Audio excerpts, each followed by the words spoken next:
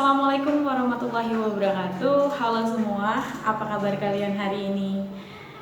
Hari ini kita kembali ketemu lagi dengan saya Yasmita Sari, MPD, yang akan mengajar sejarah Indonesia.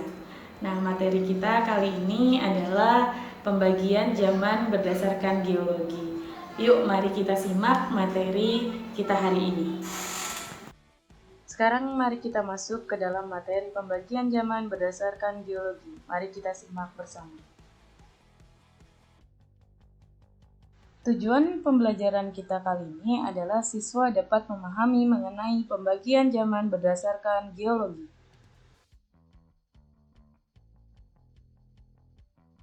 Sebelum itu, saya akan menjelaskan mengenai definisi dari masyarakat praaksara itu sendiri. Masa praaksara dalam bahasa Inggris disebut sebagai prehistory. Pre artinya sebelum, history artinya sejarah. Jadi prehistory berarti sebelum masa prasejarah. Masa praaksara juga disebut sebagai nirleka. Nir tidak ada, leka tulisan. Jadi masa nirleka atau praaksara berarti masa di mana manusia belum mengenal tulisan. Mari kita masuk ke dalam materi utama kita, yaitu pembagian zaman berdasarkan geologi. Geologi adalah ilmu yang mempelajari tentang lapisan-lapisan kulit bumi. Proses kemunculan makhluk hidup di bumi ini tidak terlepas dari pembentukan bumi itu sendiri. Sejarah pembentukan bumi dapat diketahui dari ilmu geologi. Ilmu geologi mempelajari asal kejadian bumi, struktur, dan komposisinya. Setiap tahapan umur bumi memakan waktu jutaan tahun. Tahapan-tahapan perkembangan keadaan alam dibagi atau zaman-zaman sebagai berikut. Yang pertama, Arkaikum atau Azoikum, yang disebut sebagai zaman tertua. Zaman ini berlangsung kurang lebih 2.500 juta tahun yang lalu. Kulit bumi masih sangat panas karena masih dalam proses pembentukan. Oleh karena itu, pada zaman ini belum ada tanda-tanda kehidupan. Yang kedua, Paleozoikum atau zaman kehidupan tua, disebut sebagai zaman primer. Zaman ini berlangsung kurang lebih 340 juta tahun yang lalu, di mana keadaan bumi masih belum stabil. Mulai ada tanda-tanda kehidupan seperti makhluk bersel satu atau mikroorganisme, hewan-hewan kecil yang tidak bertulang, jenis-jenis ikan, amfibi, dan reptil. Ada pula jenis-jenis tumbuhan ganggang dan rerumputan. Zaman ini juga disebut sebagai zaman primer atau zaman pertama.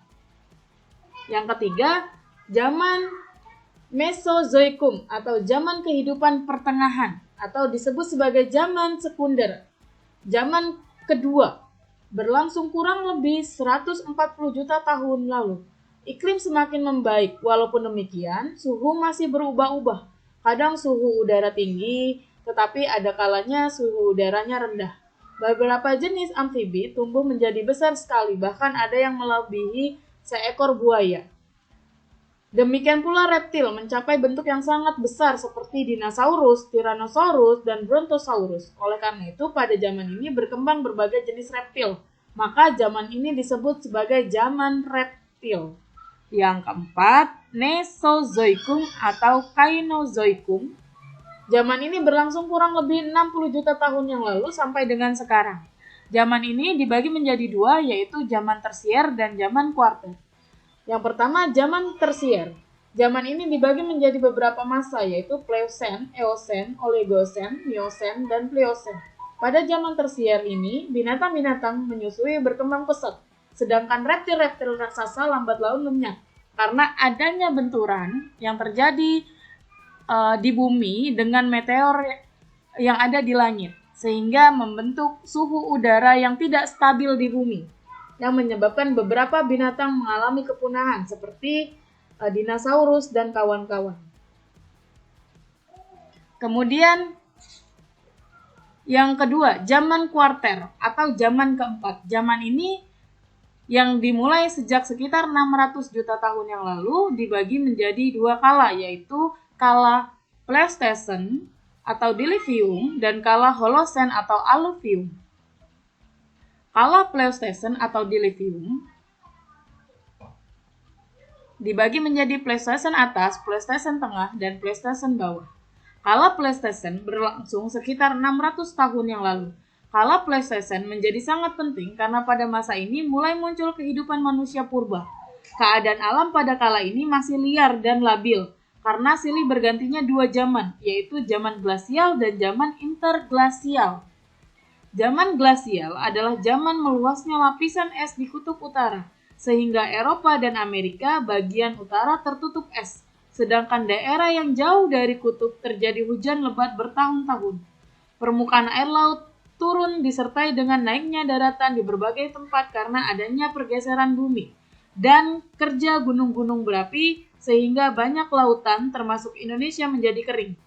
Maka muncullah paparan Sunda atau Sunda Plate dan paparan Saul atau Saul Plate.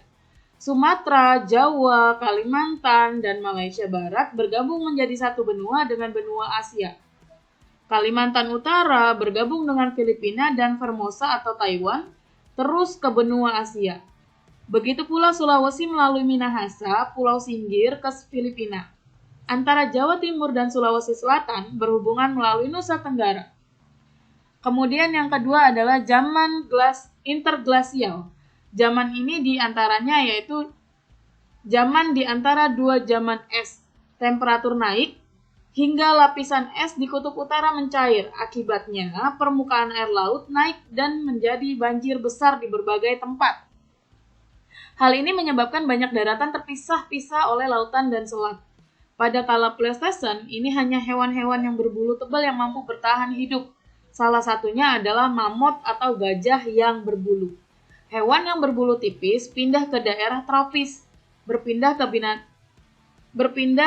dari Asia darat ke Jawa, Sulawesi, dan Filipina. Ada yang melalui Malaysia ke Jawa. Kemudian ada pula yang melalui Formosa, Filipina ke Kalimantan. Jawa dan Sulawesi. Batas antara dua jalan penyebaran binatang tersebut antara lain adalah Selat Makassar dan Selat Lombok disebut garis Wallacea. Selain itu, terjadi juga perpindahan manusia purba dari Asia ke Indonesia seperti Pithecanthropus erectus.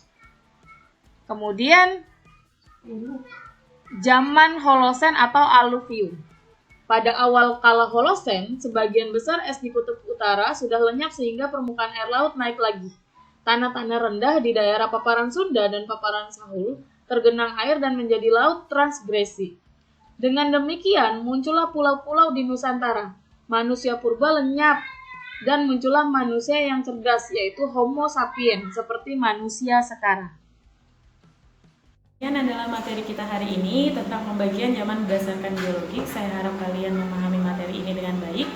Sampai jumpa di pertemuan selanjutnya. Assalamualaikum warahmatullahi wabarakatuh.